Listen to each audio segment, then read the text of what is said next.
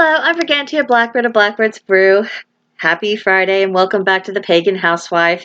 Let's talk about stocking the magical pantry and attending to our magical kitchen surroundings. Now, your style of kitchen witchery is going to be strongly influenced by your style of cooking, how you are accustomed to cooking day in, day out.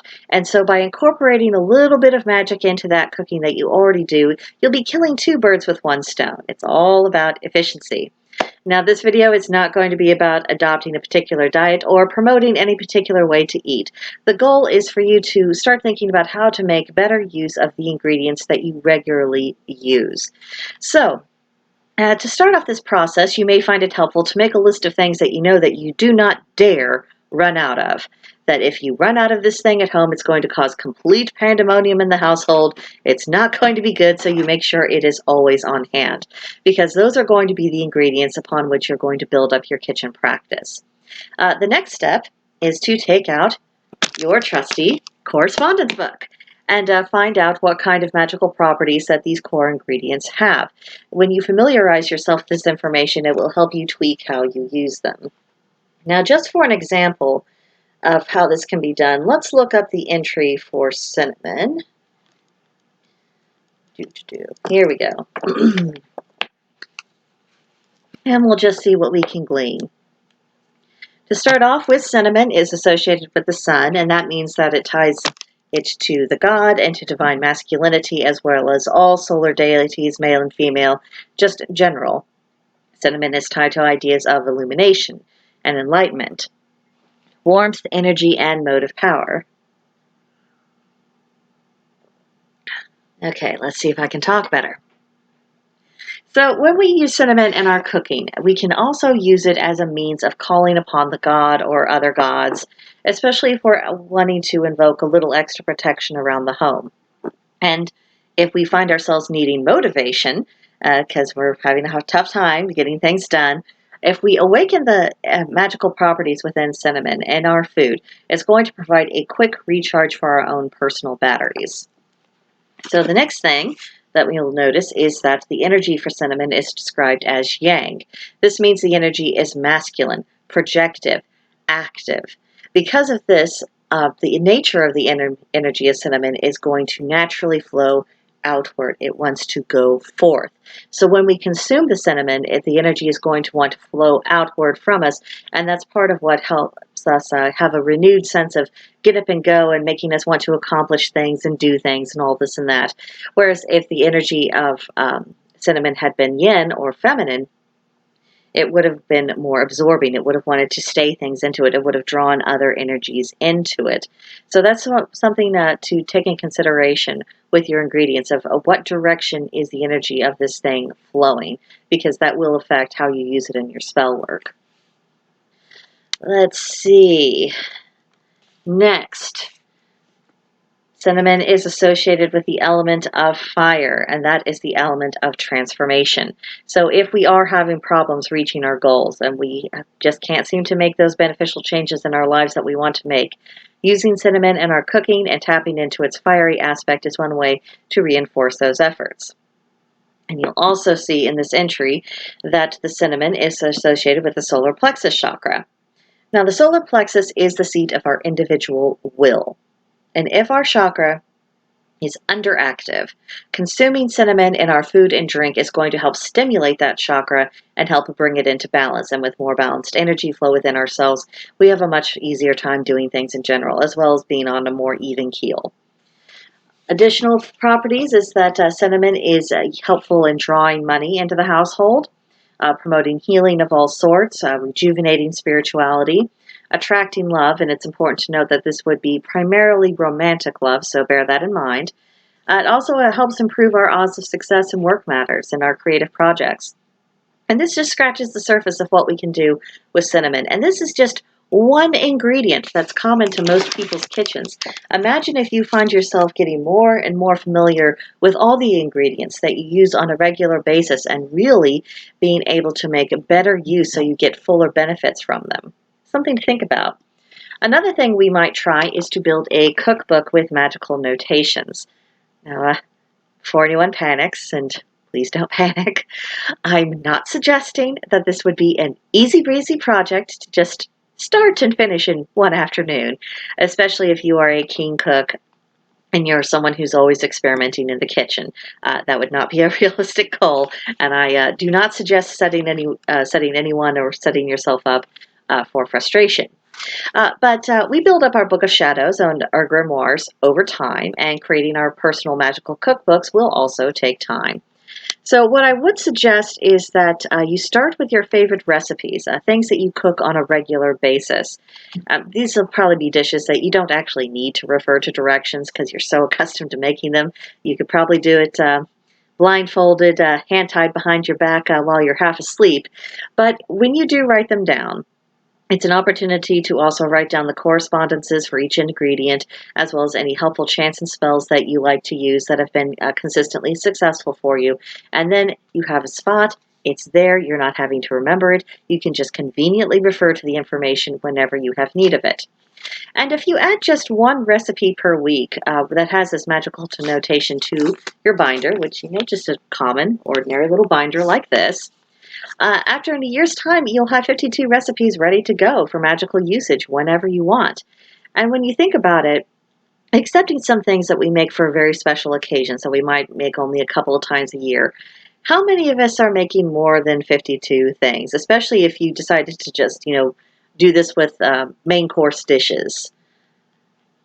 Just something to think about.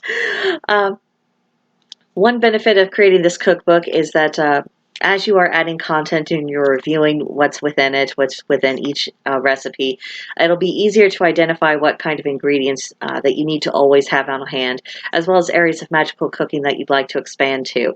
You might say that, you don't do a whole lot with basil, and you really like, the smell of basil and how it makes you feel, and you're interested in making use of its magical properties. It can be an intentional goal that you end up working towards. Another note about making this is that it's probably a good idea to plan on making this organized.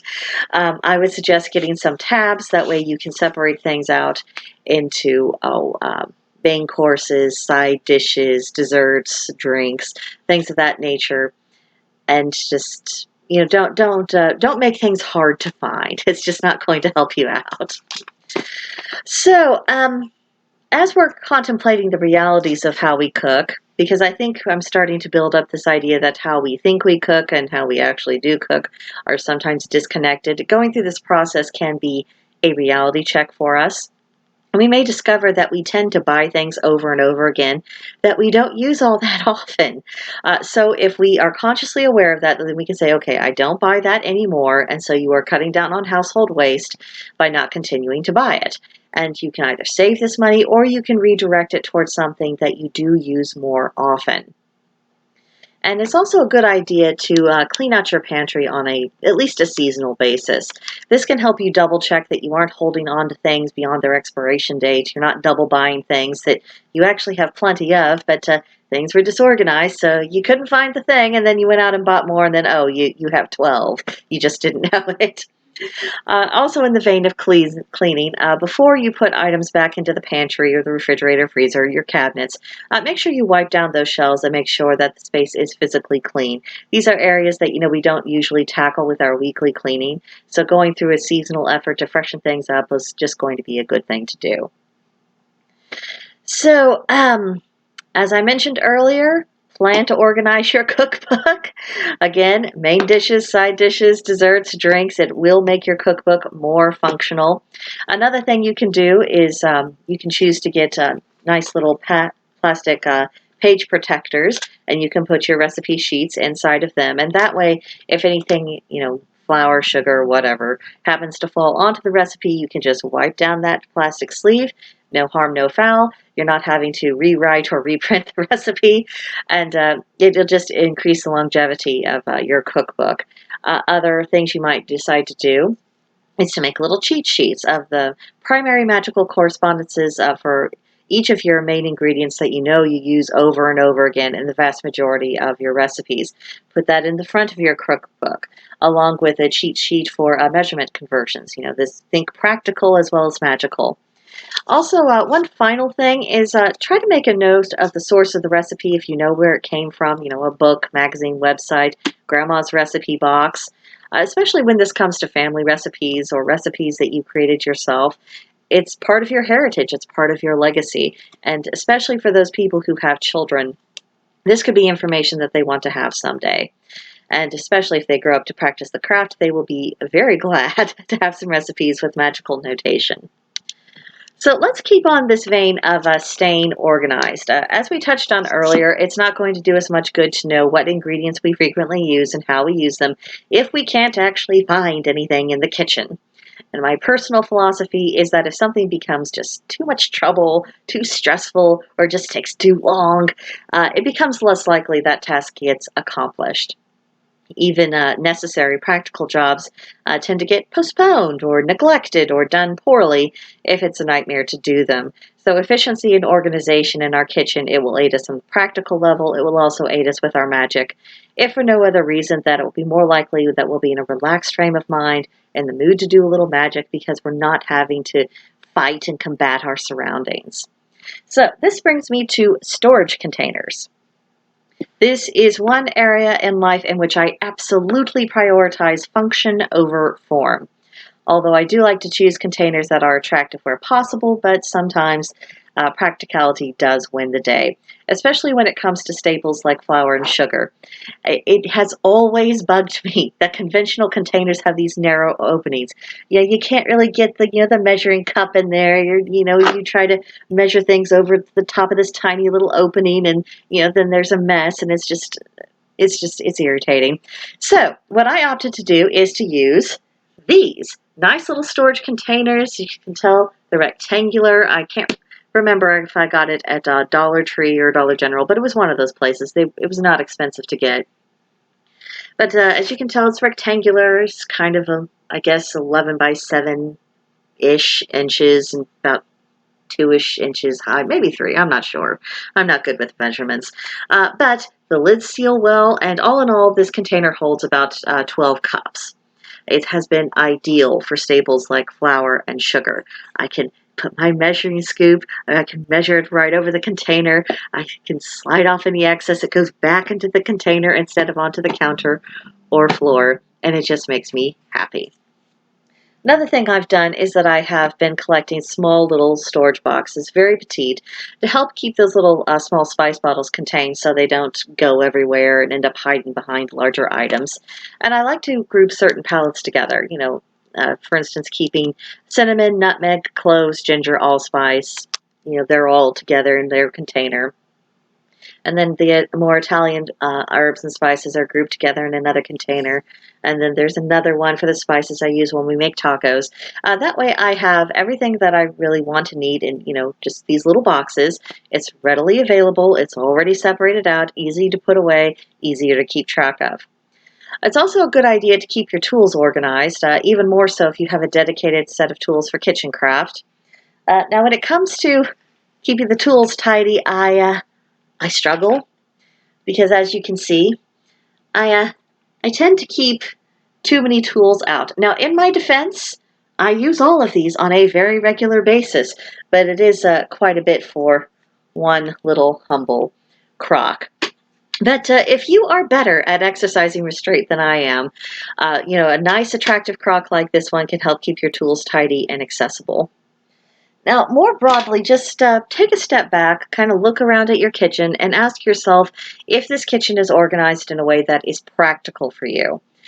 Not all kitchens are created equal, and oftentimes we learn that we just have to work around things that were very ill thought out. That's kind of the situation I'm in with the kitchen I have right now. So if space is an issue for us, as in there's just not enough of it, we may be better off to simplify and to reduce the number of gadgets and pots and pans and various things that we keep in the kitchen.